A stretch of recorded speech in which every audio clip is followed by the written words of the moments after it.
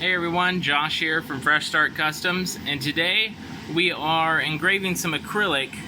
I don't know if you can see it because I had to start it way down there, but we're engraving some acrylic, and I'm using the new Glowforge filter all at the same time here.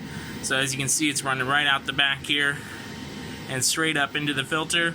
So far there's no smoke or no smell at all. The filter is set to brand new, so this is all the louder that's going to be.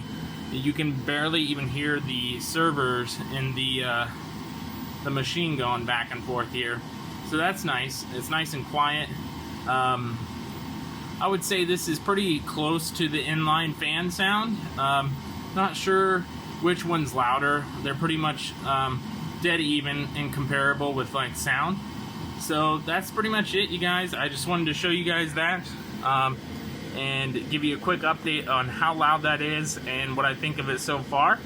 And so far, it's no smoke, no smell, and this is acrylic, and that's pretty much all I'm going to be using it for. So just giving you guys a heads up what this sounds like.